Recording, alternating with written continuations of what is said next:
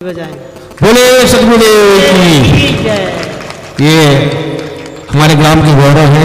दोनों बहनें हमेशा से ही ऐसी आयोजन में इनका सहयोग हमें मिलता रहा है।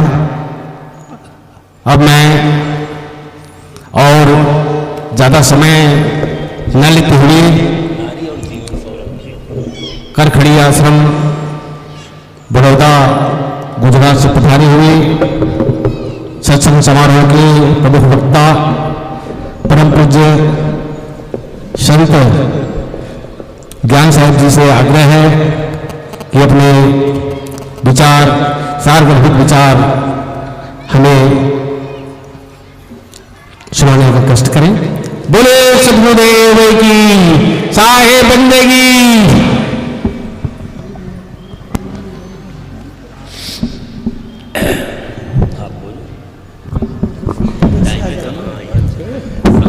परम पूज्य गुरुदेव जी समस्त सभा की ओर से आपके श्री चरणों में कई बार बंदगी के साथ आपसे कृपा चाहते हैं। आप अपने अमूल्य विचारों से हम सबको अपमानित करने की अपार दया करेंगे।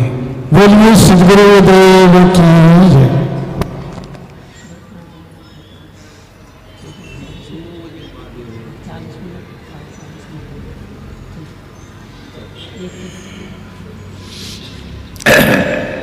खत्म होने टाइम पर शुरू हो रहा है।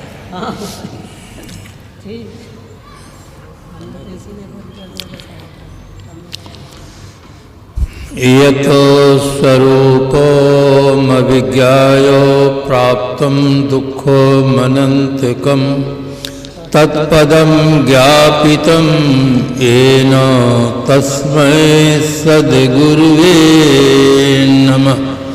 सर्वे भवन्तु सुखिनः सर्वे सन्तु निरामयाः।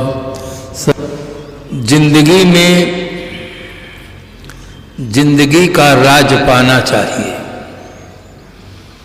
जिंदगी में जिंदगी का राज पाना चाहिए। मन और इंद्रियों को स्वबस रखना चाहिए। असत्य और आसक्ति का त्याग करना चाहिए। अपने को जानकर मस्त रहना चाहिए। चार पंक्ति हैं, किसी संप्रदाय की अपेक्षा नहीं रखते। पूरे विश्व में मनुष्य की उत्पत्ति एक प्रकार से होती है। इसलिए वार्तिककार ने लिखा, समान प्रसवात्मिका जाति है। जिसका एक समान प्रसव हो उसकी एक जाति होती है। पूरे विश्व में मनुष्य की तरह पैदा होता है। न चोटी रखा कर आता है, न जनेऊ पहन कर आता है, न सुन्नत करा कर आता है, न और कुछ। इंसान का बच्चा इंसान के रूप में जन्म लेता है। इसलिए संत सम्राट सदगुरु कबीर साहब की पैनी दृष्टि में आदमी केवल आदमी है। एक शायर ने बहुत सुंदर शब्दों में कहा, सभी कुछ हो रहा है, सभी कुछ हो रहा है इस तरक्की के ज़माने में, मगर ये क्या गजब है, आदमी इंसान नहीं होता। आदमी इंसान नहीं बनता। आदमी का बहुत बड़ा गौरव है। संसार में जो कुछ विकास हुआ है उस विकास का सारा श्रेय मानव को प्राप्त है। शारीरिक क्षमता की दृष्टि से देखें तो हाथी के पास, शेर के पास जो क्षमता है वो आदमी के पास कहाँ है। किंतु ये कोई भी प्राणी विकास का काम आज तक नहीं कर सके। मनुष्य एक बुद्धिजीवी प्राणी है। उसके पास बौद्धिक क्षमता है। वो हाथी को भी अपने बस में कर लिया, शेर को भी अपने बस में कर लिया। बौद्धिक क्षमता के नाते आदमी संसार का सिरमौर प्राणी है। जो कुछ विकास हुआ है, चाहे भौतिक विकास हो, आध्यात्मिक विकास हो, सब विकास का श्रेय मानव को ही प्राप्त है। आज छोटा सा साधन हमारे पास मोबाइल है, कितना सुंदर साधन है। हम थोड़ा सा प्रयोग करते हैं, अपने मित्रों से, स्वजनों से, आसानी से बात कर लेते हैं। अगर आज के 50 साल पहले कोई कहता कि आप अपने मित्रों से बात कर सकेंगे जो बंबई, कलकत्ता, दिल्ली रहते हैं, तो लोग आश्चर्य मानते और कहते कि आपका दिमाग तो नहीं गड़बड़ है, एक छोटा सा साधन लेकर कैसे हम बात कर सकते हैं। और आज तो आप विदेशों से भी बात कर लेते हैं। कितना सुंदर साधन आया है। अगर ये साधन महाराज श्री राम के ज़माने में होता तो महारानी सीता कहती, हेलो हेलो रावण पकड़ लिया है, जल्दी आ जाओ। तो ये घटना नहीं घटने पाती है और तमाम उन्हें समस्याओं से बच जाते हैं। मनुष्य एक सौभाग्यशाली प्राणी है, कैसे कैसी चीज़ों का आविष्कार किया है। विज्ञान ने हमें बहुत कुछ दिया है।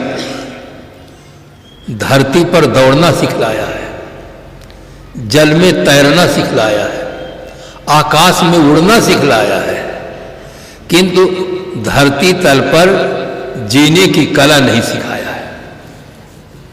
सब सिखाया, दौड़ना, उड़ना, तैरना सब सिखाया, धरती पर जीने की कला नहीं सिखाया। आज विज्ञान ने देश काल की दूरी को कम कर दिया है।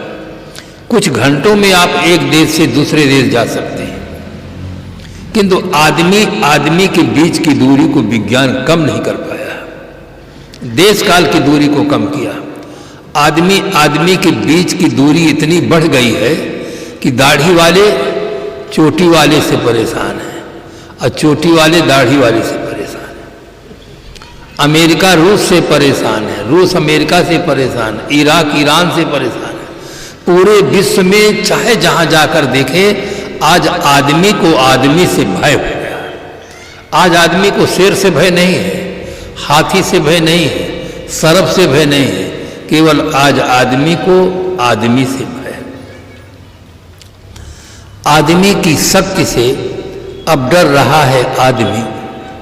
आदमी को लूटकर घर भर रहा है आदमी। आदमी ही मारता है, मर रहा है आदमी। समझ कुछ आता नहीं क्या कर रहा है आदमी। आदमी से कपट लीला कर रहा है आदमी। कब भ्रमों की लहरियों से तर रहा है आदमी। आदमी से आदमी की डोर युग युग से बंधी, आज लेकिन आदमी से डर रहा है आदमी। आज पूरे विश्व में आदमी को आदमी से भय है, केवल खराब आदमी से भय है, अच्छे आदमी से कोई भय नहीं है।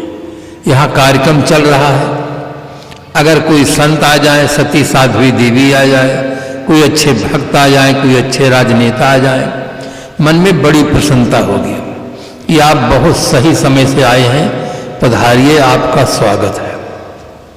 किंतु एक ही आदमी आतंकवादी आ जाए राइफल बम लेकर, तब सबके मन में भय व्याप्त हो जाएगा कि पता नहीं अब क्या होने वाला है। क्योंकि जहां आदमी आतंकवादी पहुंच जाता है, चाहे मंदिर वाला हो चाहे मस्जिद वाला हो, सब स्थान खाली हो जाते हैं, सब पर गोली चला देते हैं। खराब आदमी के चलते धरती तल पर नरक है। अब आदमी एक ऐसा सौभाग्यशाली प्राणी है, सारे विकास का श्रेय मुझे प्राप्त है।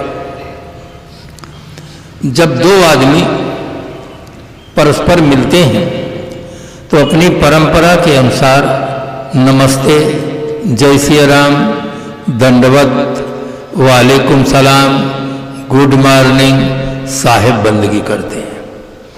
अभिवादन, प्रत्याभिवादन के पश्चात कुशल मंगल पूछते हैं, कहो भैया हाल चाल क्या है। लोग शिष्टाचार ज़्यादा सीख लिए हैं। शिष्टाचार के नाते तुरंत कहते हैं घर द्वार, लड़के बच्चे, मकान दुकान सब ठीक है, खूब चकाचक, परफेक्टली ऑल राइट, बिल्कुल चकाचक। थोड़ा सा उनसे घुमा कर पूछो कि आपके घर में बच्चे अनुकूल हैं, बहुएं अनुकूल हैं, तब कहते हैं साहब आप तो सतयुग की बात करते हैं। ससुरार प्यार लगी जब ते, रिपुरूप कुटुंब भये तब ते, सुत मानहि मात पिता तबलो, अब लालन देख नहीं जबलो। साहब बच्चे कोई शराबी निकल गया है, कोई जुआड़ी निकल गया है, कोई आलसी निकल गया है, महाराज हाल ठीक नहीं है। बहुएं भिन्न भिन्न स्थानों से आई हैं, उनके अपने संस्कार हैं। पता नहीं महाभारत कब हुआ है, किंतु हमारे घर में तो सुबह होते ही महाभारत चालू हो जाता है। घर में इतना कांव कांव मचता है कि घर में कौवा भी बैठने में शर्माता है, मारे शर्म के उड़ जाता है कि मुझसे बड़े बड़े कौवा हैं, ये काले नहीं गोरे कौवा हैं। महाराज हाल ठीक नहीं है। थोड़ी देर पहले जो आदमी बता रहा था खूब चकाचक है, सब ठीक है, वो अब असली बात बताता है। असली बात बताता है कि महाराज हाल ठीक नहीं है। बहुत ध्यान से सुनेंगे। हाल चाल पर निर्भर करता है बंधुओं। हाल का चाल से घनिष्ठ संबंध है। अगर आदमी की चाल ठीक होगी तो उसका हाल ठीक होगा, और चाल खराब होगी तो हाल खराब होगा। इतिहास के पन्नों को पलट कर देखें। रावण की शारीरिक स्थिति बहुत अच्छी थी, बहुत बलवान था।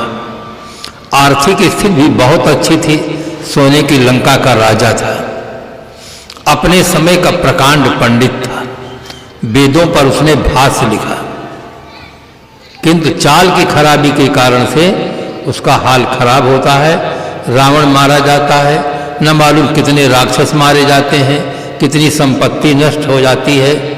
इसीलिए किसी ने बहुत सुंदर कहा, चमकती है जो वस्तु नहीं वो सोना होता है, चमक पर जो भी मरता है उसी को रोना होता है। चाल की खराबी के कारण से रावण का हाल खराब हो गया। पृथ्वीराज चौहान बहुत वीर व्यक्ति था, किंतु जयचंद की लड़की संयोगिता का अपहरण करता है। जयचंद पृथ्वीराज में मन मुटाव हो जाता है। मोहम्मद गोरी आकर आक्रमण करता है, जयचंद उधर मिल जाता है और पृथ्वीराज का पतन हो जाता है। पृथ्वीराज का पतन हमारे देश का पतन हो जाता है। चाल की खराबी के कारण से आज देखिए पूरे विश्व में समस्याओं का अंबार लगा हुआ, केवल चाल की खराबी के कारण से। आर्थिक विकास तो बहुत हुआ है, सब देशों में आर्थिक विकास हुआ है, किंतु चाल की खराबी के कारण से घर में, समाज में, देश में, विश्व में समस्याओं का अंबार लगा हुआ। जहां देखो वहां समस्याएं खड़ी हैं। अमेरिका दुनिया का सबसे बड़ा धनवान देश है, किंतु वहां भी बहुत समस्याएं हैं। विश्व में सबसे अधिक आत्महत्या करने वालों की संख्या अमेरिका में है, सबसे अधिक पागलों की संख्या अमेरिका में है, और 100 में 45 बच्चे विवाह के पहले वहां पैदा होते हैं। जिस अनुपात में धन बढ़ा है उसी अनुपात में सारी समस्याएं बढ़ गई। आर्थिक विकास बहुत हुआ है, किंतु नैतिक विकास न होने से आदमी बहुत दुखमय जीवन जी रहा है, अनेक समस्याओं से घिरा हुआ है। किसी शायर से किसी ने पूछा कि आज आदमी इतना संपन्न होने पर भी दुखी क्यों है? आर्थिक संपन्नता जहां बढ़ी है वहां आदमी को सुखी होना चाहिए। क्या कारण है कि इतना अधिक संपन्न होने पर भी आदमी दुखी है? उसके कारण पर बहुत निष्पक्ष होकर उसने चिंतन किया और सही सही कहा कि आज आदमी के पास TV set, sofa set, dinner set, golden set, diamond set, सब सेट है, केवल माइंड अपसेट है। उसके पास सब सेट है, उसका केवल माइंड अपसेट है, इसलिए दुखी है। और आदमी चाहे जितना सेट इकट्ठा कर ले, जब तक उसका माइंड सेट नहीं होगा आदमी सुखी नहीं हो सकता है। सबसे ज्यादा जरूरी है कि आदमी का माइंड सेट हो, उसकी सोच सही हो। अमेरिका का एक व्यक्ति था, उसका नाम था एंड्रो कार्नेगी। उस जमाने में उसके पास 10 अरब डॉलर नगद रुपया था। विश्व का सबसे बड़ा धनवान आदमी था। शरीर छूटने का समय आया। मित्रों ने पूछा कि आप दुनिया के सबसे बड़े धनवान आदमी हैं, संसार से संतुष्ट होकर, प्रसन्न होकर आप जा रहे हैं। तब उसने कहा, चलते समय मेरा दिल क्यों दुखाते हो? मेरे समान दुनिया में कोई दुखी आदमी नहीं है। मित्रों को बड़ा आश्चर्य हुआ कि जो दुनिया का सबसे बड़ा धनवान आदमी आज ये कह रहा हो कि मेरे समान कोई दुखी नहीं है। मित्रों ने पूछा, इसका राज खोलिए। क्या आपके न रहने पर हम यही संदेश देंगे कि दुनिया का सबसे बड़ा धनवान आदमी दुनिया का सबसे बड़ा दुखी आदमी था? आपको क्या नहीं मिला है? आप क्या नहीं कर पाए हैं? इसका राज खोलिए। आप ऐसा क्यों कह रहे हैं कि मेरे समान दुनिया में कोई दुखी आदमी नहीं है? तब उसने राज खोलते हुए कहा कि मैंने सोचा था कि जीवन के अंतिम क्षण तक में 100 अरब डॉलर रुपया कमाऊंगा, जिसमें 10 अरब डॉलर रुपया कमाया, 90 अरब डॉलर घाटे से मैं मर रहा हूं। अब जिस आदमी को 90 अरब डॉलर घाटा महसूस होगा, सचमुच वो दुनिया का सबसे बड़ा दुखी आदमी होगा। उसके पास सब था, केवल माइंड अपसेट था। उसको तो गौरव होना चाहिए कि मैंने इतना पुरुषार्थ किया कि विश्व में मेरा पहला नंबर आया धनवानों में। उसको खूब प्रसन्न होना चाहिए, किंतु उसकी गणित दूसरी थी कि 10 अरब डॉलर कमाया, 90 अरब डॉलर घाटे से मैं मर रहा हूं। आदमी की भीतर की सोच सही नहीं होगी तो आदमी सुखी नहीं हो सकता है। अब भीतर की सोच सही हो जाए तो आदमी सुखी हो सकता है। आप कहीं इसमें कोई उदाहरण दें, कैसे सोच सही होने पर आदमी सुखी हो सकता था? एक आदमी था, बहुत धनवान आदमी, करोड़ों की लागत से एक सुंदर मकान बनवाया, आधुनिक युग के सारे उपकरण लगवाया। जो भी देखता बहुत प्रसन्नता व्यक्त करता कि सेठ साहब आपका मकान बहुत सुंदर है, बहुत सुंदर है, आधुनिक युग के सारे उपकरण मौजूद हैं। जब मकान बन गया, उद्घाटन की तिथि निश्चित हो गई। 1 सप्ताह बाकी बचा। 1 सप्ताह बाकी बचा उद्घाटन के लिए। पूरी तैयारियां हो गई, पंपलेट छप गए, वितरण हुआ, सब में प्रसन्नता हुई। एक दिन इतनी जोरों से वर्षा हुई और भूकंप आया कि पूरा मकान ज्यों का त्यों सब नीचे चला गया, बैठ गया। चारों तरफ शोक छा गया, मित्र मंडली में, सगे संबंधियों में शोक छाया। और जब लोग मिलने के लिए आए तो उसने बहुत जल्दी मिठाई मंगाकर सबको मिठाई देने लगा। लोगों ने कहा, अरे इसका दिमाग पागल हो गया है, करोड़ों की लागत से इतना सुंदर मकान बनाया और मकान जमीन के नीचे धंस गया और ये मिठाई बांट रहा है। एक व्यक्ति से नहीं रहा गया। उसने पूछा कि महाशय जी, ये तो बताइए आप किस खुशी में मिठाई बांट रहे हैं? उसने कहा, आप नहीं समझ पा रहे हैं, 7 दिन रह गया है मकान के उद्घाटन का। अगर उद्घाटन हो जाता और हम इसमें प्रवेश कर जाते तो सब के सब खत्म हो जाते हैं। हम बच गए हैं, मकान गिर गया है, मकान फिर हो जाएगा। अगर हम ही सब खत्म हो गए तो क्या होता? देखिए, भीतर की सोच बदल गई। सोच बदल जाने से आदमी का दुख कपूर की तरह उड़ गया। सोच बदलना चाहिए। सत्संग से सबसे बड़ा लाभ यही होता है कि आदमी की सोच सही हो जाती है। सोच सही हो तो सब सही हो जाता है। एक भक्त घर की लड़की थी, पूजा पाठ करने वाली थी, सनातन परंपरा में थी, शंकर जी की पूजा रोज करती थी।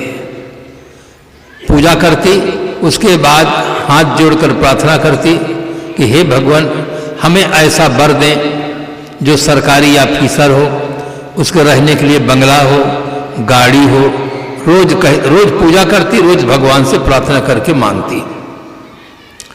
संजोग ऐसा बना कि सचमुच जब उसकी शादी हुई तो ऐसे व्यक्ति के साथ शादी हुई जो सरकारी कर्मचारी था, ऑफिसर था, बंगला था, गाड़ी थी, सब था। उसको इतनी श्रद्धा हो गई कि मैं शंकर जी की पूजा करती थी, उसी लिए मुझे सब मिला है। और श्रद्धा से पूजा करने लगी।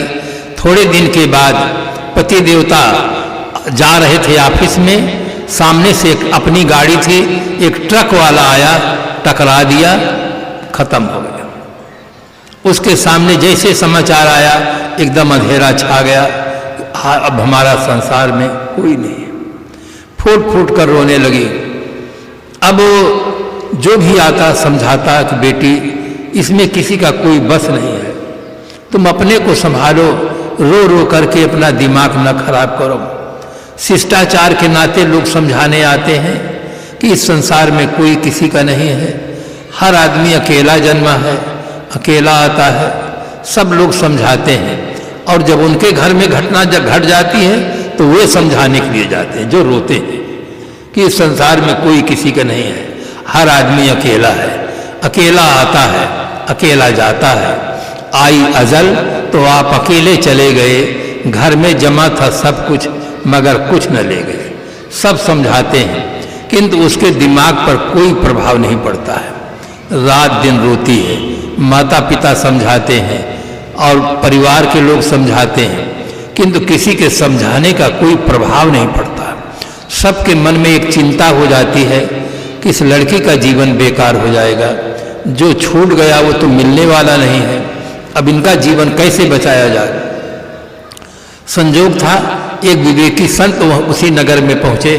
लोगों ने बताया कि महाराज जी ऐसी ऐसी घटना घट गई है, आप चलते अगर कुछ समझा देते, वो बच्ची का जीवन बच जाता तो बड़ा अच्छा होता। महाराज जी ने सहज रूप में स्वीकार किया और कहा कि जाकर उन्हें संदेश दे दो। संदेश दिए। महाराज जी जाते हैं, साथ में कुछ सज्जन लोग जाते हैं। जैसे महाराज जी को देखते हैं, उसके मन में श्रद्धा तो थी, धर्म के प्रति आस्था थी। हाथ जोड़ती है, सिर झुकाती है, मुख से बोल नहीं पाती, फूट फूट कर रोने लग जाती है। आंसुओं चुपचाप आंखों से निकल क्यों बह चले, सच बता दो आज इतने बन गए क्यों मन चले। आदमी के जीवन में जब इतना दुख हो जाता है कि मुख से नहीं कह पाता है, तो रो करके बताता है, आंखें बताने लग जाती हैं भीतर कितना गहरा दुख है। महाराज जी ने संबोधन किया, बेटी क्यों रोती हो। जैसे अनजान कोई व्यक्ति पूछ रहा हो, वो शिक्षित थी, देखो उसके शब्दों का कितना बढ़िया सुंदर प्रभाव, और अपने शब्दों में व्यक्त करती है, महाराज जी घर का दीपक बुझ गया है। किस भाषा में प्रयोग करती है, महाराज जी घर का दीपक बुझ गया है। महाराज जी ने कहा, बेटी बाहर निकल कर देखो, बाहर तो सूरज ही बुझ गया है, तुम्हारे घर का तो केवल दीपक बुझा है, बाहर निकल कर देखो तो सूरज ही बुझ गया है। इस शब्द का इतना गहरा प्रभाव पड़ा। तुम्हारे जीवन में केवल एक दुख है, पति नहीं है। बाहर अस्पतालों में जाकर देखो, किसी को कितना तकलीफ है, नली लगी हुई है, अंगहीन है, कराह रहे हैं, कोई रक्षा करने वाला नहीं, कुछ उपाय नहीं चलता है। वो एक शब्द का इतना गहरा प्रभाव पड़ा कि उसके भीतर विचारों में परिवर्तन हो गया कि संसार शरीर दुखालय है। इसमें पहले अनुभव नहीं होता, युवा अवस्था में अनुभव नहीं होता कि शरीर कितना दुख रूप है। डॉक्टर संपूर्णानंद जी उत्तर प्रदेश के राज्यपाल थे, योग विद्वान थे, बहुत अच्छी पुस्तकें उन्होंने लिखा।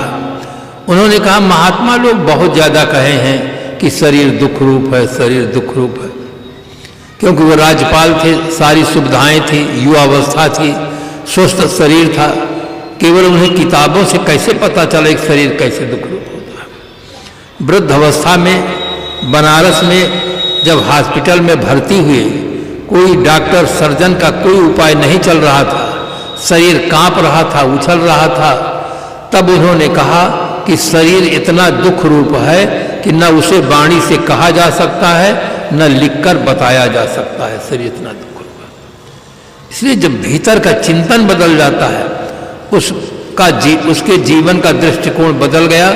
उसने अपना निर्णय लिया कि जहाँ तक नारी समाज है, वहाँ तक मैं सुंदर प्रेरणा दूंगी कि जीवन को कैसे जीना चाहिए। आज शिक्षा का विकास हुआ है, शिक्षा का विकास होने से हम अच्छे तरह से पढ़ सकते हैं, बोल सकते हैं, किंतु जीवन जीने के तरीके में अंतर नहीं आया है, उसमें भी अंतर आना चाहिए। जीवन हमारा सुंदर होना चाहिए, निर्विकार होना चाहिए, इसकी तरफ लोगों का ध्यान कम गया है। केवल जीविकोपार्जन के साधन की तरफ तो ध्यान गया है। जीविकोपार्जन का साधन हमें आसानी से मिल जाता है शिक्षित होने पर। अगर आप अपने जीवन में उच्च शिक्षा प्राप्त कर लेते हैं तो 4 चीजें आपको आसानी से मिलती हैं: पद, पैसा, प्रतिष्ठा और जीवन साथी। 4 चीजें मिलती हैं, किंतु अपना विकास नहीं होता है। अपने विकास की तरफ शिक्षा जगत में वहां पर ध्यान नहीं जाता है। जो जीवन की सबसे बड़ी समस्या है, उस समस्या का समाधान आज के शिक्षा में नहीं है। आज के शिक्षा में जीविकोपार्जन की समस्या का समाधान है। आपके मन में एक प्रश्न उठता होगा कि जीवन की सबसे बड़ी समस्या क्या है? जीवन में अनेक समस्याएं हैं। भोजन की समस्या, आवास की समस्या, पानी की समस्या, विद्युत की समस्या, जीवन में अनेक समस्याएं हैं, किंतु सबसे बड़ी समस्या है संयम। ये सबसे बड़ी समस्या है। इस समस्या का समाधान न करने पर आदमी का स्वतंत्र जीवन परतंत्र हो जाता है। रूसो ने लिखा, man is born free but every change. आदमी स्वतंत्र होकर जन्मा है, किंतु अनेक बंधनों में जकड़ गया है। किसने जकड़ा है? भगवान ने नहीं, कुदरत ने नहीं, आदमी की अविद्या ने, अज्ञान ने उसके जीवन को परतंत्र बना दिया है। आदमी इस समस्या का समाधान नहीं करता है, फिर उसके जीवन में अनेक समस्याएं उत्पन्न हो जाती हैं। उन्हीं समस्याओं के समाधान में ही उसका सर्वतंत्र स्वतंत्र जीवन समाप्त हो जाता है। जो करना चाहिए वो रह जाता है, जो नहीं करना चाहिए उसे भी जीवन समाप्त हो जाता है। आदमी ने अपने लिए जितनी गाड़ी बनाया है, सब गाड़ी में ब्रेक का प्रयोग कर रहा है। छोटी सी गाड़ी साइकिल, उसमें ब्रेक, स्कूटर उसमें ब्रेक, मोटर उसमें ब्रेक, रेल उसमें ब्रेक, वायुयान उसमें ब्रेक। अपने लिए जितनी गाड़ी बनाया है, सब गाड़ी में ब्रेक का प्रयोग कर रहा है, और जीवन रूपी गाड़ी में कोई ब्रेक नहीं है। बिना ब्रेक की गाड़ी तेजी से हाँका, इसलिए एक्सीडेंट हो गया है। जनसंख्या वृद्धि की समस्या और भ्रष्टाचार की समस्या, दुर्व्यसन की समस्या, अनेक प्राणियों की हत्या की समस्या, जितनी समस्याएं हैं वो एक केवल जीवन में ब्रेक न होने का दुष्परिणाम है। अगर आदमी के जीवन में ब्रेक होता तो अपहरण नहीं होता, बलात्कार नहीं होता, और ये समस्याएं नहीं होती जो आज दिखाई देती हैं। हर आदमी का इस तरफ ध्यान जाना चाहिए कि जीवन रूपी गाड़ी में भी ब्रेक का होना बहुत जरूरी है। आप यहाँ से रायपुर जाना चाहें, आपके मित्र की गाड़ी हो और रात अंधेरी हो और गाड़ी में ब्रेक और लाइट भरना हो, आप बहुत आग्रह करेंगे तो भी समझदार मित्र होगा तो आपकी गाड़ी में नहीं बैठेगा, क्योंकि गाड़ी में न ब्रेक है न लाइट है, रात अंधेरी है, तो निश्चित है कि एक्सीडेंट हो जाएगा। इसी प्रकार से जीवन में हमारे एक्सीडेंट हुआ है। जो समस्याएं खड़ी हुई हैं ब्रेक न होने से खड़ी है। इसलिए हर आदमी को एक जीने का एक नया तरीका सीखना चाहिए। सीने में सीने को जो सीना नहीं जानता, गर सांच पूछिए मुझसे तो जीना नहीं जानता। अगर मुझसे सही सही पूछते हैं तो आदमी बहुत कुछ पाया है, बहुत कुछ जाना है, किंतु जीने की कला न जानने के कारण जीवन वरदान नहीं बन पा रहा है। आदमी को बाहर से भी संपन्न होना चाहिए, भीतर से भी संपन्न होना चाहिए। बाहर से हम धन धान से संपन्न रहें, भीतर अच्छे विचारों से संपन्न रहे, सद्गुणों से संपन्न रहे, तो आदमी धरती तल पर सबसे ज्यादा सुखी जीवन जी सकता है। किंतु आज व्यवहारिक जीवन में ऐसा कम देखा जाता है। एक आदमी था, उसके पास नई साइकिल थी और पैदल चल रहा था। रास्ते में एक व्यक्ति मिला, उसने कहा, श्रीमान जी आपके पास नई साइकिल है और इसमें बैठकर लोग अपने गंतव्य स्थल पर पहुंचने का प्रयास करते हैं, और आपके पास साइकिल होते हुए आप पैदल चल रहे हैं, क्या इसमें हवा नहीं है क्या? उसने कहा हवा तो है। फिर उसने पूछा क्या इसकी गद्दी सही नहीं है क्या? कहा गद्दी भी सही है, फिर उसने पूछा क्या इसका ब्रेक सही नहीं है क्या? क्या ब्रेक भी सही है? बड़े आश्चर्य की बात है, गाड़ी नई है, ब्रेक भी सही है, गद्दी भी सही है, हवा भी सही, फिर आप पैदल क्यों चल रहे हैं? तब उसने कहा इसमें चैन नहीं है। उसने कहा इसमें चैन नहीं है। ये केवल साइकिल वाले की कहानी नहीं है, हमारी और आपकी भी कहानी है। हमारे पास पत्नी है, पति है, बच्चे हैं, दुकान है, सर्विस है, सब है, परंतु चैन नहीं। चैन खो गई है। चैन कब मिलेगी? जब आदमी भीतर से संतुष्ट होगा। भगवान श्री कृष्ण जी ने गीता में कहा, उन्होंने कहा कि अशांतस्य कुतः सुखम, जिसके अंदर वासना की आग धधकती हो उसके जीवन में सुख कहाँ है? आबो हवा ठंडी, कश्मीर नहीं साहब, ठंडा हो कलेजा जहाँ कश्मीर उसे कहते हैं। जहाँ आदमी का कलेजा ठंडा हो वो सच्चा कश्मीर। भीतर से हम संतुष्ट रहें, शांत रहें, प्रसन्न रहें। भीतर जब इच्छा उठती है तब आदमी के अंदर एक आग लगती है, अशांत होता है, तब पदार्थ का आधार लेता है, किंतु समझ नहीं पाता है। सत्संग की इसीलिए सबसे ज़्यादा जरूरत है। शरीर की भूख हमारी पदार्थ से शांत होती है। कोई भी व्यक्ति होगा अगर शरीर की भूख होगी तो उसे पदार्थ से शांत होगी। पदार्थ में अंतर है, कोई अन्न लेता है, कोई दूध लेता है, कोई फल लेता है, कोई रस लेता है, कोई भस्म लेता है। शरीर की भूख पदार्थ से शांत होती है और मन की भूख ज्ञान से शांत होती है। यही आदमी समझ नहीं पाता है। मन की भूख को पदार्थ से शांत करना चाहता है और परिणाम ये निकलता है जीवन शांत हो जाता है, मन शांत नहीं होता, मन तृप्त नहीं होता।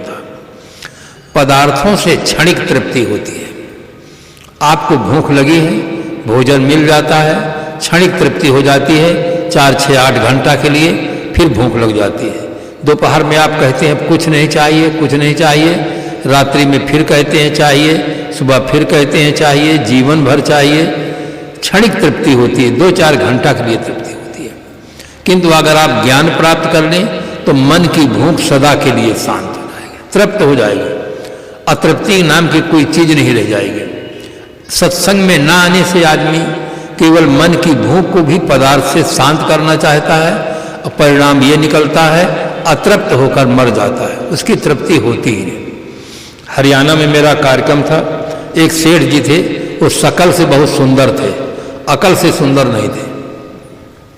शकल से सुंदर थे, वो सिगरेट पीते थे, युवावस्था थी, 10 पैकेट सिगरेट रोज पीते थे।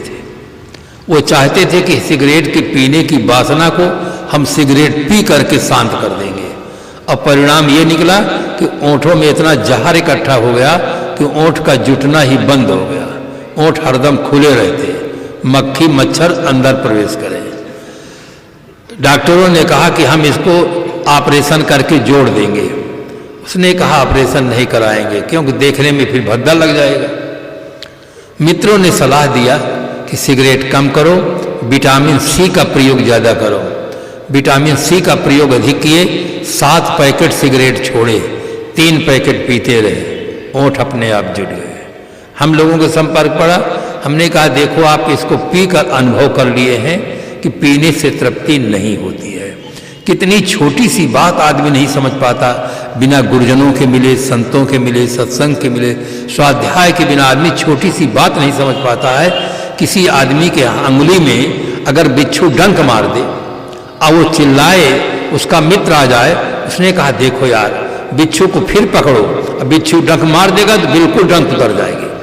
अगर वो ऐसा करता है तो उसे आप समझदार कहेंगे, ना समझ कहेंगे? तुरंत आप जजमेंट दे देंगे वो ना समझ है। बिच्छू के डंक मारने से ही तो जहर चढ़ा है, और जहर की शांति के लिए फिर बिच्छू से डंक मरवाएंगे तो समझदार कैसे हो सकता है? जिन पदार्थों के उपभोग से आपकी वासनाएं बनी हैं, इच्छाएं बनी हैं, उन्हीं को बार बार भोगेंगे तो वासनाएं पुष्ट होंगी कि निवृत्त होंगी? इतनी सी बात आदमी नहीं समझ पाता, पूरी जिंदगी बर्बाद कर देता है। इसीलिए सत्संग की, जीवन में गुरुजनों की, संतों की बहुत बड़ी आवश्यकता है। जीवन के राज को समझाने वाले कोई गुरु न मिले, संत न मिले तो जीवन हमारा यूं ही समाप्त हो जाएगा। हर आदमी को चाहिए कि जीवन जीने की कला सीखे। जीवन क्या चीज़ है? मैं सौराष्ट्र में था, गुजरात में, सायंकाल एक पार्क में घूम रहा था, एक नवयुवक आया, उससे मैंने पूछा कि जीवन का लक्ष्य क्या है। तुरंत रटाया था, तुरंत उत्तर दिया रोटी धोती और मकान। उत्तर दिया रोटी धोती और मकान। मैंने कहा आप जीवन को समझने का प्रयास ही नहीं किया। जब तक जीवन है शरीर को रोटी की जरूरत है, धोती की जरूरत है, मकान की जरूरत है। अगर जीवन विदा हो जाए तो न शरीर को रोटी की जरूरत है, न धोती की जरूरत है, न मकान की जरूरत है। जीवन को आपने समझने का प्रयास ही नहीं किया। जीवन क्या, शरीर जीवन नहीं है। शरीर में रहने वाला जब निकल जाता है तो जीवन समाप्त हो जाता है। जीवन वो है जिसके रहने से आपको देखने का, सुनने का, खाने का, पीने का, हंसने का, बोलने का, करने का सौभाग्य मिलता है। अगर जीवन विदा हो जाए तो सब बंद हो जाता है। जैसे बिजली रहती है तो ट्यूबलाइट भी जलती है, बल्ब जलता, पंखा चलता है, टेलीविजन काम करता है। अब बिजली चली जाती है, सब एक बार की बंद हो जाता है। इसी प्रकार से जीवन वो चीज है जिसके होने से सब हो रहा है और न रहने पर सब बंद हो जाता है। वो है जीवन।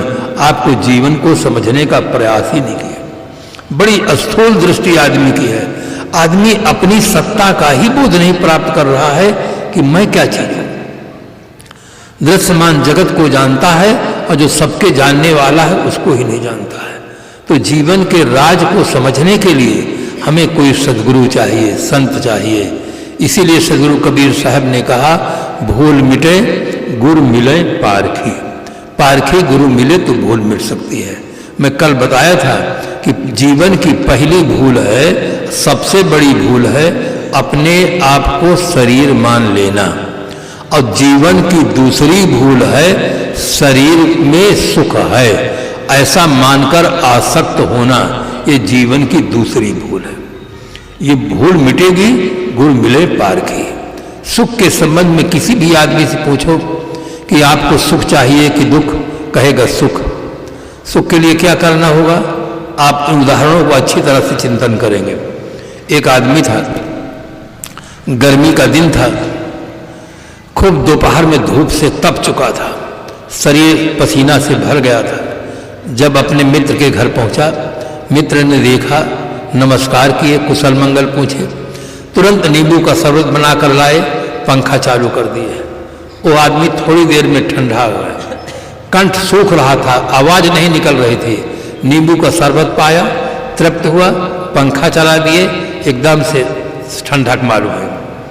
तब उसने बहुत प्रशंसा किया कि आप बहुत समझदार व्यक्ति हैं, आप बहुत व्यवहार कुशल हैं।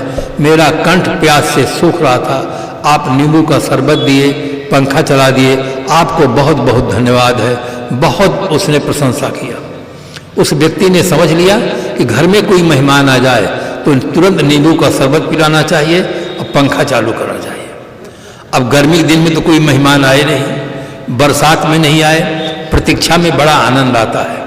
आप लोग जब कार्यक्रम लिए हैं, एक एक दिन गिनते रहे कि ये दिन आएगा, ये दिन आएगा, प्रतीक्षा में आनंद आता है। वो प्रतीक्षा करता रहा, कोई नहीं आया। ठंडी के दिन में मेहमान सायंकाल पहुंच गए, दिसंबर का महीना, कड़ाके की ठंडी। बहुत खुश हुआ कि बहुत दिन की प्रतीक्षा के बाद आज घर में मेहमान आए, नमस्कार किए, तुरंत नींबू का शरबत बनाकर लाए, पंखा चालू कर दिए। अब जब पंखा चालू कर दिए, कोई प्रशंसा नहीं कर रहा है, कुछ बोल ही नहीं रहा है। घर मालिक से रहा नहीं गया। उसने कहा, श्रीमान जी शरबत में मीठा बराबर है कि नहीं? उसने कहा, शरबत की ही जरूरत नहीं है, मैं तो ठंडी से वैसे कांप रहा था। अब आप नींबू का शरबत बना के दिए, पंखा चालू कर, मेरा दुख और बढ़ गया। शरबत की जरूरत नहीं, पंखा की जरूरत नहीं। वो समझ लिया कि इस आदमी का दिमाग गड़बड़ है। वो जो आया था कितनी प्रसन्नता, कितना कहा, प्रशंसा किया, ये कहता कि शरबत की जरूरत नहीं, कैसा आदमी है। अब आने वाला व्यक्ति समझता कि घर का मालिक का दिमाग सही नहीं है और ठंडी में कहीं नींबू का शरबत दिया जाता है। दोनों परेशान रहे। वो चला गया, कोई प्रसन्नता नहीं। उसने सोचा कि अब कोई आएगा तो उसको शरबत नहीं देंगे। सायंकाल का समय था, घर में ठंडी के दिन था, मेहमान आ गए, बहुत खुश हुआ, शरबत नहीं देता है, भोजन कराता है। रात्रि में सोने का समय आया, 2 रजाई ओढ़ने को दिया और इतनी ठंडी थी, इतनी ठंडी थी। सुबह जब मित्र जागा, बड़ी प्रशंसा किया कि आप बहुत संपन्न आदमी हैं, बहुत व्यवहार कुशल आदमी हैं, एक रजाई से ठंडी नहीं जाती। 2 रजाई, मैं आज इतने सुख से सोया, इतने सुख से सोया कि एक ही नींद में मेरा सुबह हो गया। बहुत अच्छा, बहुत बहुत धन्यवाद दिया, बहुत कहा कि आप व्यवहार कुशल हैं, संपन्न आदमी हैं, खूब प्रशंसा किया। अब उसने समझ लिया कि घर में कोई मेहमान रह जाए तो 2 रजाई वो फेंक देना चाहिए। अब ठंडी का दिन बीत गया, जेठ का महीना, कड़ाके की गर्मी पड़ रही थी, घर में मेहमान पहुंच गए, बहुत खुश हुआ कि आज स्वागत करेंगे। और सायंकाल जब सोने के समय हुआ तो 2 रजाई ओढ़े दे, कहे हटाओ इसको क्या करेंगे? अरे कहे आप कैसे आदमी हैं, एक मेहमान आया था 2 रजाई ओढ़ने दिया था, इतना खुश, इतना प्रशंसा किए, अब आप कहते रजाई की जरूरत नहीं है। तो आदि बंधुओं, इन पदार्थों में कुछ सुख नहीं है। आप प्रयोग करके देख लें, ठंडी में रजाई बहुत अच्छी लगती है और गर्मी में अगर ओढ़ लेंगे तो पसीना से पसीना भर जाएंगे, बिल्कुल बेकार हो जाएंगे। इसीलिए एक शायर ने बहुत सुंदर शब्दों में कहा, लज्जत कुछ भी नहीं, लज्जत कुछ भी नहीं, फिर भी दुनिया जान देती है, खुदा बंदा मोहब्बत में मजा होता तो क्या होता। अगर आदमी को कोई विवेकी सदगुरु संत मिल जाए, सारा भेद बता दें, पदार्थों में कुछ भी सुख नहीं है। जिस पदार्थ को आप पहला कौर उठाते हैं, खाते हैं, कितना मजा आता है। अगर पदार्थ में मजा है तो किलो 2 किलो खाज के फिर देख लो कितना मजा आता है। पदार्थों में कुछ नहीं है, कोई स्वाद नहीं। तंबाकू में क्या स्वाद है? कोई डॉक्टर नहीं कह सकते हैं कि इसमें vitamin A, B, C, D है, कुछ नहीं है। किंतु आदत हमारी अज्ञान से पड़ जाती है, तो चाहे जितना मिष्टान खिला दो, जहर तंबाकू जब तक नहीं खाएंगे उनको संतोष नहीं होगा। केवल आदमी अज्ञान से गलत मान लेता है कि इस पदार्थ में सुख है और फिर उसकी आदत पड़ जाती है, इसलिए सुख प्रतीत होता है। सुख नाम की दुनिया में कोई चीज नहीं है, किसी प्राणी पदार्थ में सुख नहीं है। सुख का केंद्र बिंदु कहाँ है, वहाँ आदमी खोजता ही नहीं है। संत सम्राट सूर कबीर साहब ने अपनी मौलिक बीजक में कहा, जहां नहीं तहां सब कुछ जानी और जहां है तहां ले पहचानी। कितना साफ साहब समाधान करते हैं। जहां नहीं, जिन प्राणी पदार्थों में सुख नहीं है, वहां सब कुछ जान करके आसक्त रहता है, और जहां है तहां ले पहचानी। सुख का केंद्र बिंदु बंधुओं शरीर नहीं है, सुख का केंद्र बिंदु आत्मा है। अच्छी तरह से समझें, जिसके रहने से शरीर सुंदर सा प्रतीत होता है, सत्य सा प्रतीत होता है, जिसके निकल जाने पर शरीर केवल जला देने के काम आता है, दफना देने के काम आता है, पानी में छोड़ देने के काम आता है, उस शरीर में सुख नाम की कोई चीज नहीं है। जिसके रहने से सब होता है, सब अच्छा लगता है, सुख का केंद्र बिंदु वो है। सुख का केंद्र बिंदु बाहर नहीं है, भीतर है। अगर भीतर वाला निकल जाए तो बाहर शकल चाहे जितनी सुंदर हो, केवल आग को सौंप देंगे, जमीन में दफना देंगे। इसलिए सुख की खोज बाहर नहीं, भीतर करें, जहां वो विराजमान है। चैतन्य तत्व, आत्म तत्व, भगवत तत्व, ये भाषाएं हैं। एक वस्तु के बोध के लिए अनेक भाषाओं में अनेक शब्दों का प्रयोग होता है। जैसे संस्कृत का ज्ञाता जलम कहेगा, कोई उसको पानी कहेगा, कोई नीर कहेगा, अंग्रेजी वाला वाटर कहेगा, अरबी वाला आप कहेगा। ये भाषाएं हैं। एक वस्तु के बोध के लिए अनेक भाषाओं में अनेक शब्दों का प्रयोग होता है। इसी प्रकार से शरीर में रहने वाला जो चैतन्य तत्व है, उसको अनेक भाषाओं में अनेक शब्दों का प्रयोग किया है। संत सम्राट सूर कबीर साहब ने समाधान दिया, राम खुदाय शक्ति शिव एक है, कौंधो काहे निहोरा। राम कहो, खुदा कहो, शक्ति कहो, शिव कहो, एक ही सत्ता के ये सारे नाम हैं। इसलिए हर आदमी को शब्द की ओर नहीं, तथ्य की ओर हमारा ध्यान जाना चाहिए। शरीर के अंदर एक ऐसी विलक्षण सत्ता है जिसके रहने से सब हो रहा है। उस तत्व की वो हमें बोध प्राप्त करना चाहिए और उस तत्व में स्थिर होने का प्रयास करना चाहिए, और जीवन को हर संभव प्रयास करना चाहिए कि हमारा जीवन सुखमय हो, समृद्धशाली बने। धरती का सिरमौर प्राणी होते हुए भी अपना कल्याण नहीं कर पा रहा है। ये आज के युग का बहुत बड़ा प्रश्न है कि जो आदमी इतना विकास किया है, चंद्रलोक की यात्रा कर रहा है, मंगल ग्रह में जाने की उड़ानें भर रहा है, तमाम चीज़ों को आविष्कार कर रहा है, वो अपना कल्याण क्यों नहीं कर पा रहा है? उसके 3 कारण हैं। दैववाद, भागवाद और अहमवाद, ये 3 बहुत बड़े कारण हैं। तीन कारणों से आदमी अपना कल्याण नहीं कर पा रहा है। कुछ लोग भाग के भरोसे रहते हैं कि हमारे भाग में भगवान ने लिखा होगा तो हम भगवत भजन करेंगे। भाग के भरोसे बैठ जाते हैं, उनका भाग भी बैठ जाता है।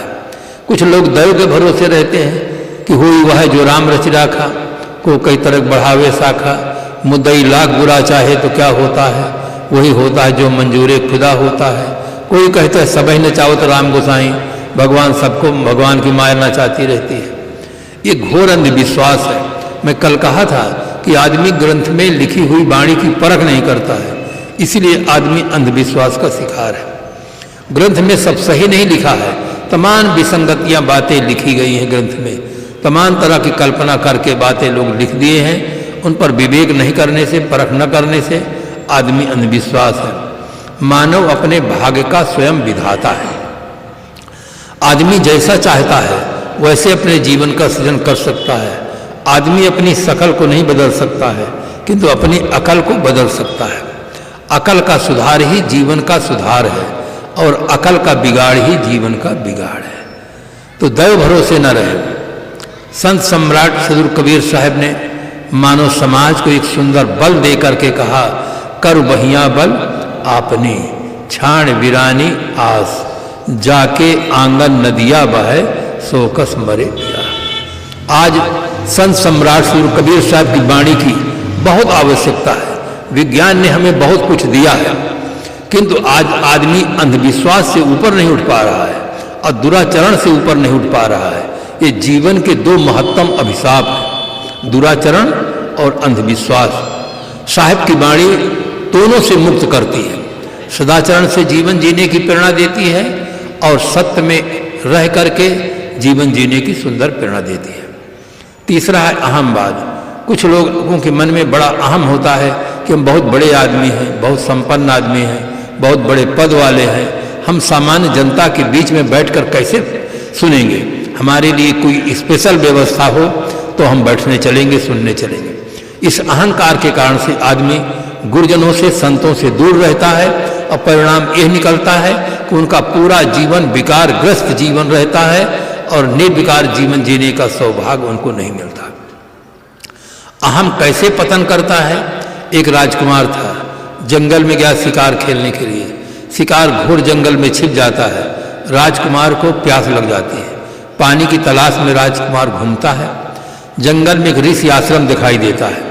राजकुमार के मन में आशा की किरण जगती है कि जहाँ आदमी होता है वहाँ पानी जरूर होता है। सचमुच ऋषि अपने आश्रम में ध्यान में बैठे थे। बाहर कुआं था, रस्सी थी, बाल्टी थी, लोटा रखा था, निर्मल जल दिखाई दे रहा था। राजकुमार एकदम प्रसन्न होता है कि छक कर पानी पीने को मिलेगा। किंतु जैसा पानी भरना चाहा, उसके मन में एक संकल्प उठा, अरे मैं राजादा होकर अपने हाथ से पानी भर कर पीऊं। एक भीतर अहम जग गया कि मैं राजादा हूं, अपने हाथ से पानी भरकर कैसे पी सकता हूं। प्रतीक्षा करता है। थोड़ी देर के बाद दूसरा व्यक्ति आता है। उसने कहा, श्रीमान जी प्राणों की बाजी लगी है, आप जल्दी पानी पिलाने की कृपा करें। उसने कहा, आप स्वस्थ दिखाई देते हैं, आप पानी भरकर क्यों नहीं पीते हैं। उसने कहा, मैं राजादा हूं, अपने हाथ से पानी भरकर कैसे पी सकता हूं। उसने कहा कि मैं मंत्री ज्यादा हूं, मैं भी प्यासा था, सोचा था आप मिल गए हैं, पानी पीने को मिलेगा। अब दो प्यासे हैं और दोनों स्वस्थ हैं, भीतर अहम है, पानी भरकर नहीं पी रहे हैं। थोड़ी देर के बाद तीसरा व्यक्ति पहुंचता है। दोनों को देखकर उन्होंने कहा कि हमारा जीवन आपके हाथ में है, जल्दी करो पानी भरकर पिलाओ। उसने कहा, श्रीमान जी आप न वृद्ध हैं न रोगी हैं, स्वस्थ हैं, आप पानी भरकर क्यों नहीं पीते हैं। तो एक ने कहा, मैं राजादा हूँ, अपने हाथ से पानी भरकर कैसे पी सकता हूँ। दूसरे ने कहा, मैं मंत्री ज्यादा हूँ, मैं अपने हाथ से पानी भरकर कैसे पी सकता हूँ। तीसरे ने कहा, मैं अमीर ज्यादा हूँ, नगर सेठ का लड़का हूँ, मेरे यहाँ 50 नौकर काम करते हैं, मैं भी जंगल में भटक गया, सोचा था कि आप मिल गए हैं, पानी पीने को मिलेगा। अब तीन प्यासे हैं, सब साधन मौजूद है, भीतर की स्थिति बिगड़ गई है, इसलिए पानी नहीं पीनी है। थोड़ी देर के बाद एक चौथा व्यक्ति आता है जो हृष्ट पुष्ट है। उसको देखकर तीनों के मन में आशा की किरण जग जाती है कि अब पानी पीने को मिलेगा। तीनों ने एक स्वर से कहा कि श्रीमान जी हमारा जीवन आपके हाथ में है, जल्दी करो, प्राणों की बाजी लगी, पानी भरकर पिलाने की कृपा करें। उसने कहा बड़े आश्चर्य की बात है, आप में से कोई वृद्ध नहीं दिखते हैं, कोई रोगी नहीं दिखते हैं, सारा साधन मौजूद है, फिर आप पानी भरकर पीते क्यों नहीं, पहले मुझे ये बताइए। एक ने कहा मैं राजादा हूँ, मैं अपने हाथ से पानी भरकर कैसे पी सकता हूँ। दूसरे ने कहा मैं मंत्री ज़्यादा हूँ, मैं अपने हाथ से पानी भरकर कैसे पी सकता हूँ। तीसरे ने कहा मैं अमीर ज़्यादा हूँ, मैं अपने हाथ से पानी भरकर कैसे पी सकता हूँ। तीनों को उत्तर को सुनकर चौथे ने बड़े गजब का उत्तर दिया। उसने कहा मैं हराम ज़्यादा हूँ, मैं किसी को पानी नहीं पिलाता, मैं हराम ज़्यादा हूँ, मैं किसी को पानी नहीं पिलाता। अपना पानी पिया और चल दिया। तीनों टुकुर टुकुर देखते रह गए। तो बंधुओं, ना आप हराम ज़्यादा बने, ना अमीर ज़्यादा बने, आप एक अच्छे आदमी बने, आप भी पानी पिए और दूसरों को पानी पिलाएं। हर आदमी अपने भाग्य का स्वयं विधाता है। अगर आदमी के जीवन में कोई दशा में खराबी है तो बंधुओं ध्यान रखना, जीने की दिशा में खराबी है। जीने की दिशा सही होगी तब दशा सही होगी। और आदमी इतना चालाक प्राणी है, अपना दशा तो सुधारना चाहता है और दिशा को बदलना नहीं चाहता है। दिशा को बदलिए तब दशा सही होगी। इस संबंध में विशेष करके जानकारी के लिए कि हाल हमारा कब ठीक होगा, जब हमारी चाल ठीक होगी। चाल को आपने बिगाड़ा है, आपको ही ठीक करने पड़ेगा। न हनुमान जी ठीक करेंगे, न राम जी ठीक करेंगे, न कबीर साहब ठीक करेंगे, न अल्लाह ताला ठीक करने के लिए आएगा। चाल को आपने बिगाड़ा है, आपको ही ठीक करना होगा। अपनी जिंदगी आप पैदा कर, अगर जिंदों में है वो जिंदगी क्या है जो जिंदगी न बदल दे। वो चाल चल कि उम्र खुशी से कटे तेरी, वो काम कर कि याद तुझे सब किया करे। आदमी को ऐसी चाल से चलना चाहिए कि उसका जीवन खुशी खुशी कटे, और ऐसा काम करना चाहिए कि मरने के बाद भी अगर आपका नाम लें तो आदर से लिया करें। ये है जीने की कला। हर आदमी को जीने की कला सीख करके जीना चाहिए। न खाने में मज़ा है, न पीने में मज़ा है, गर ईमान दुरुस्त हो तो जीने में मज़ा है। जीना आए तो आदमी को जीने में बहुत आनंद है। विशेष करके विस्तार से जानना चाहते हैं कि चाल कैसे ठीक होती है, तो बुक स्टॉल में पुस्तक है, उसका नाम ही है हाल चाल। कैसे चाल बिगड़ती है, कैसे चाल ठीक होती है, और आप ही ठीक कर सकते हैं। दूसरा कोई देवी देवता भगवान अवतार पैगंबर तीर्थंकर ठीक नहीं कर सकते हैं, आपको ही ठीक करना होगा। संसार में दो तरह के काम होते हैं, एक काम आप नौकर से करवा सकते हैं, एक काम आपको स्वयं करना होगा। भोजन बनवाने का काम आप माँ से, बहन से, पुत्री से, पत्नी से, बहू से, नौकर से करवा सकते हैं, किंतु भोजन पाने का काम आपको स्वयं करना होगा। इसी प्रकार से कल्याण का काम आपको स्वयं करना होगा, दूसरा नहीं कर सकता है। दूसरा मार्गदर्शक होते हैं, मार्ग बताते हैं, पथ बताते हैं, चलना आपको होगा। अपनी जिंदगी आप पैदा कर अगर जिंदों में हैं तो। इसलिए हर आदमी को अपना जीवन सुंदर बनाने का पहला प्रयास करें, फिर अपनी सत्ता का बोध प्राप्त करें, जिससे आप परिवार के एक अच्छे सदस्य बनकर जिए, राष्ट्र के लिए एक अच्छे नागरिक बन करके जिए, आपका जीवन एक आदर्शमय हो, सुंदर प्रेरणा मिले। इन्हीं शुभकामनाओं के साथ अपनी वाणी को विराम देते हैं। आप सबको, श्रोता बंधुओं को, देवियों को बहुत बहुत धन्यवाद।